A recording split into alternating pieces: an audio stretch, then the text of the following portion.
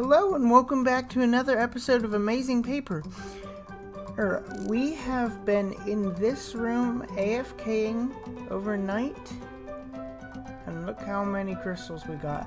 We could have got more probably, but I forgot to knock that torch out. But let's take a look with our regular diamond pickaxe and see how many shards we can get from all this. Now, you might notice that my video is a little wider today than it normally is, and the reason for that is that my trial of Display Fusion Pro is expiring today, and so with it not being available for the fact that I take more than one day to record a video, I don't want to have two different aspect ratios. And it's pretty hard to set my monitor or my Minecraft screen size to a particular width and I can't just full screen it and have it be thing. So this is full screen right now. So until that goes on sale again, because ironically it was on sale when I downloaded the trial to see if and didn't get enough time to see if I wanted to buy it just yet. We will be doing this episode in ultra wide screen, and once I have that tool again, we will be back to regular size. But I'm going to carefully remove all these crystals and I'll get back to you. So I got all the crystals that were fully grown mined down very carefully, and this is what we got, which is a lot of crystals. Now, we got a little bit more, and there are 4. Now, I seen with my camera account when I was doing the time lapse that somewhere down this way there is actually another geode. So I'm kind of trying to find that. So let's see what we can find if we go over here. If we dig roughly this way, we should come across a couple more that we can get from. There it is! And because I was in range of this when I was AFKing, these ones grew as well, so we can add this to what we have successfully AFK'd. And maybe off camera I will make this one also will be maximally exposed. But it is kind of nice looking though. You gotta admit that. So next thing that we need for our creeper farm is some warped nylium, because we are going to be using nylium trapdoors, and there's another build I want to do that's going to use nylium, or no, not nylium, warp stuff, you know. And so I've got that now, and we're gonna hopefully get a lot of that, but we're gonna go back and start making resources.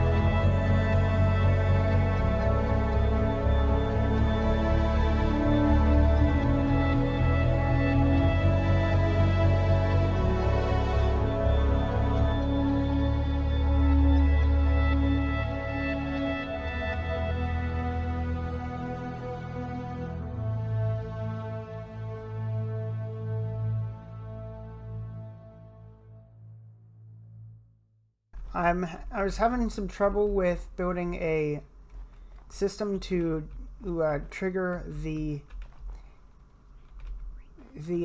flushing system. Look at those spiders. Oh well. So the flushing system wasn't working or wasn't hooked up yet. I didn't figure it out, and I couldn't remember how to make this run. So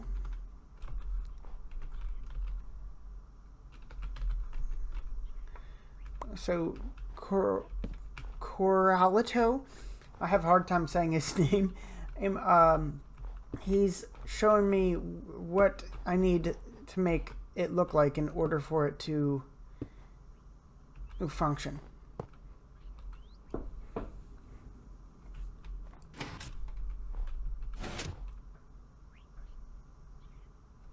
Is it gonna go the other way, or but yeah, we don't want those creepers getting us. So yeah, I'm gonna finish this. I'm gonna put this together, and then I'm gonna time-lapse a casing around this. We have come across a problem, or he has pointed out a problem that I wasn't seeing, that my water buckets are put out and then immediately taken away randomly every time I push the button, or every time I trigger the change, which I did not expect. I thought that's how you build it. And so he's saying to turn it around, and I'm just kind of confused on how that would work. I know how to send the signal up, I don't know how to send it down.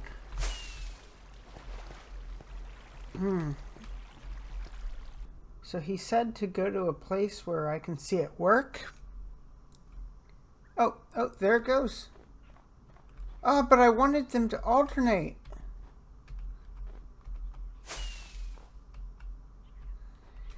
I guess I gotta fix that again then. Oh my gosh, how does that work?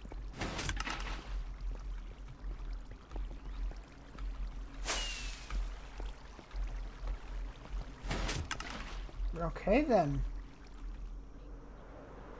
Okay, so it's working now, apparently. Every other floor is water at any time.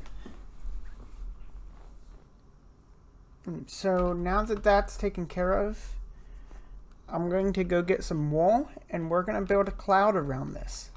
A storm cloud. We are in the end to pick up some wool from the sheep farm that I let Red build in one of the gateways that I made. And I got plenty of shulker boxes, and there's a thing. Okay, so we have to actually make the shulker boxes. And there we go.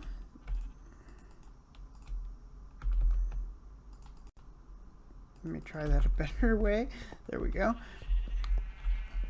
And we're gonna get a bunch of black wool, gray wool, and light gray wool.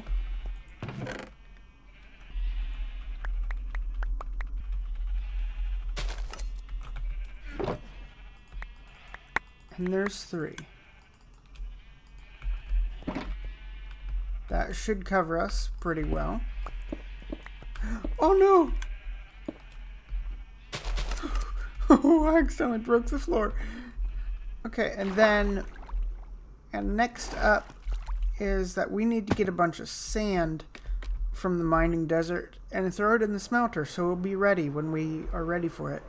Alright, so before we get into the time lapse, I'm going to show off a feature here. So right here, if we make a spot like this, yep, did the same block twice. It's glass, you can see through it, it lets light through. But if I pick this all back up and I put the glass in the middle here and put amethyst shards on 4 sides of it, then we get 2 stacks of tinted glass. Now if we put tinted glass here, it gets real dark. And then you can even punch it out, and then like now look how dark it is in there, because no light's getting in that. Like if we go down in like that, it is seriously dark in here because we have trapped ourselves in a spot with no light. But now there is light. Now the light's only here, and it's the moment I seen this, I was thinking, well, that's gonna be creeper farm material. And so even though we're gonna be making our creeper farm look like a cloud, we are gonna put a window right here that lets you see into the farm. So we're going to be using black wool, light gray wool, and gray wool, as well as this tinted glass. And we just got a bunch of it smelting up right over in there. It's smelting into a chest that's gone invisible due to the distance away from us it is. But yeah, so we're gonna have some tinted glass. Plenty of it's gonna be available, and I'll sell whatever's left over because I can't think of anything else to use it on. But yeah, we're gonna get into making the kill chamber and then starting the time lapse. And Coraltio is helping out.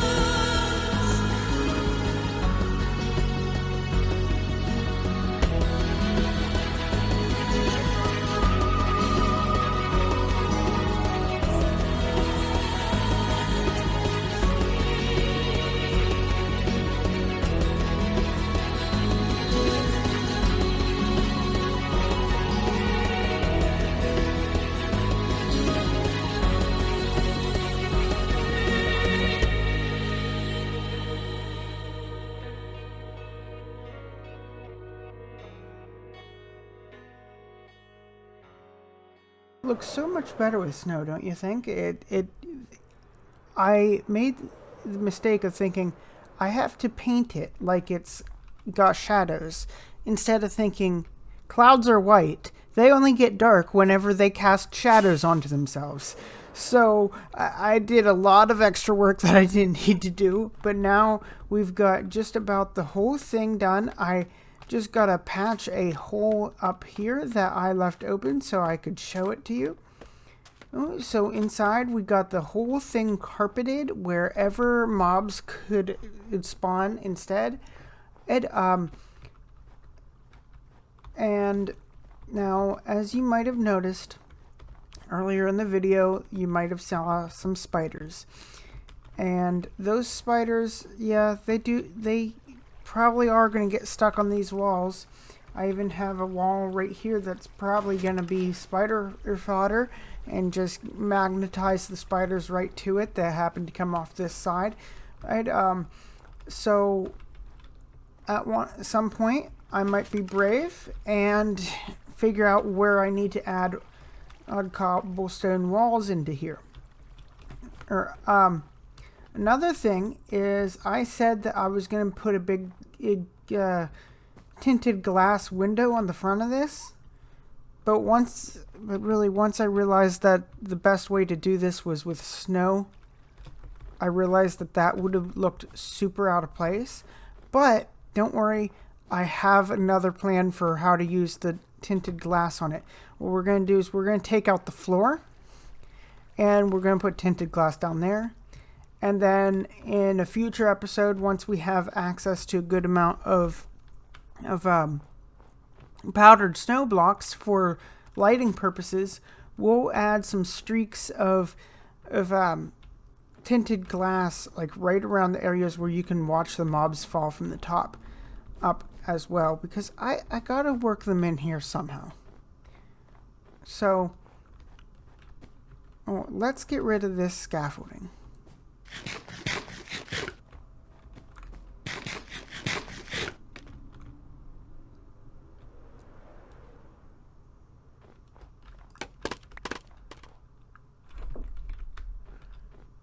Oh, it looks like that part's not floating. So, yep, okay. I'm gonna go get that. Oh my gosh! While I was collecting the scaffolding, I found an axolotl. And I happen to have a bucket! Come here. Come here. Come here. Come here. Yes! Woo! I got an axolotl friend! We'll have to make an aquarium for it. Now time to get back up to the clouds. So I'm working on building the spawn room down below, and I just logged in and nobody's on, so I decided let's take the camera account and see how well the mob farm's working. And you see here we do got creepers, but we got a lot more spiders, and we've got that escapee, and we got that dancer, and then we just got that wave of fallers, and they're all taking a hot steam from the soul fire. They don't seem to be able to survive it too well though. If we click on this creeper, we can see creeper vision, and they kind of have a night vision that just gets completely obscured by the smoke, and when they die, we get out of there. Right, here's the spider's point of view. We're just trying to get into that water and run away, but it just can't do it because its legs aren't built for swimming. But we're gonna go ahead and we're gonna finish this room here, and I think I'm gonna make it axolotl friendly. I haven't come up with a design yet, but I gotta put a lot more snow into the bottom room here because it's got an anvil out just like the top does. Not quite as far, but it does need to. We have completely finished the Stormcloud. We'll take a nice fly around here. I've expanded the base of it so that way it has its full anvil shape.